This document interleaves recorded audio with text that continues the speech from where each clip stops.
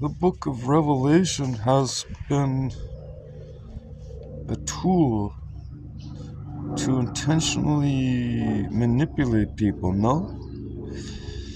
Some intentionally and some unintentionally. Some are using it just as a means to sell their commentaries, their books, on why it still matters, why some of its contents are still relevant to our modern culture, 21st century.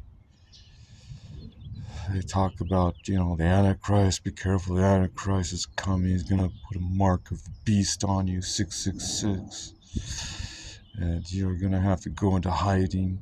Some say this, some say you're going to be raptured, you don't have to worry about it. You're going to be able to escape all these troubles that are about to come upon the earth. They've tried to attribute these prophecies to other people. Just in our recent history, they tried to say,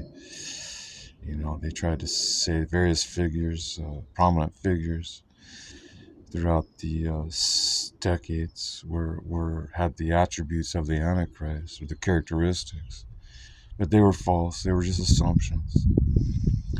But many scholars I've discovered believe that most of those prophecies, if not all, have been fulfilled already.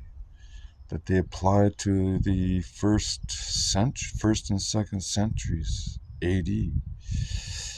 Just shortly, not too, sometime after the time of Christ, when his disciples were still followers, but some were followers at a distance or in hiding because of persecution for their beliefs.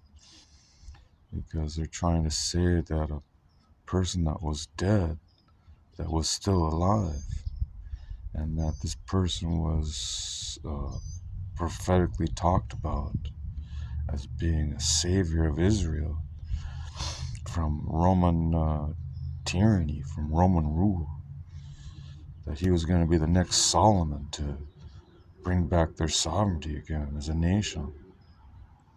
Better than Solomon, because Jesus said he was better than Solomon.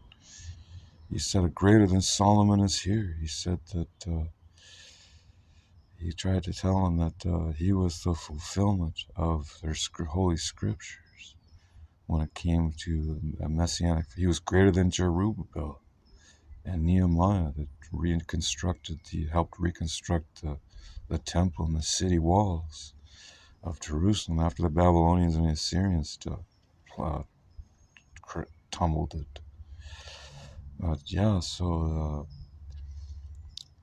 Are they fulfilled? Are the scriptures and revelations fulfilled, or are they partially fulfilled? Uh, People go back and forth on it, and it's amazing how many different interpretations there are on the Book of Revelation. They usually link it up with the Book of Daniel and some of the other prophetic books. When it comes to the fourth kingdom, they link it up with the fourth kingdom of Daniel, Revelations, because the fourth kingdom was supposedly after the Greek kingdom, which was the third. And they say that the Roman Empire was the fourth beast, but that the fourth beast would continue until it was smashed by a huge rock, the rock representing, God.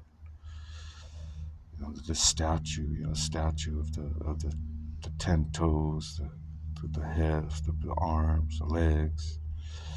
It represented 4 world empires, starting with the Babylonians, then the Medo-Persian Empire, then the Grecian Empire, and then the Roman Empire. But some interpreters try to say, oh, it's a Muslim empire, or it's an empire that's still yet to come.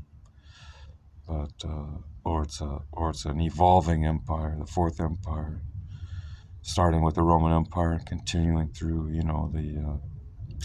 the Holy Roman Empire, and coming across from Europe into the Americas, Some say that.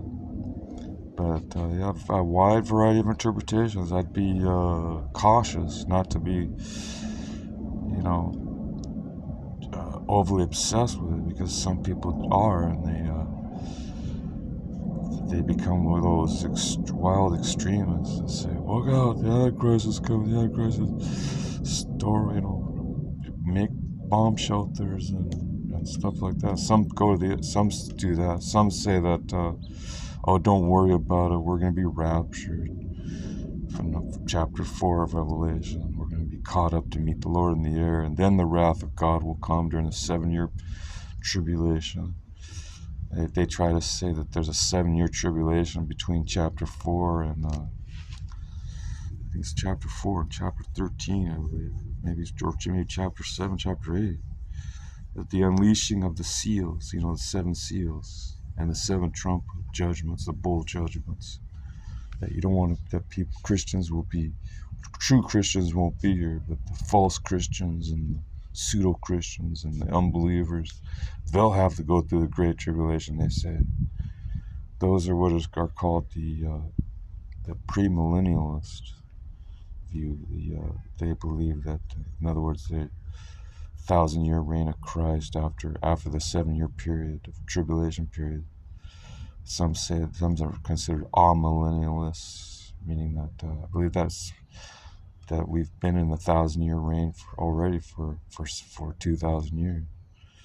Some say that no, the millennial reign is just figurative; it's not literal. So it's interesting how each one makes their case, but just to let you know, there's more views by learned people who have degrees in theology and ancient history. So I would hear what they have to say before you completely grab onto something.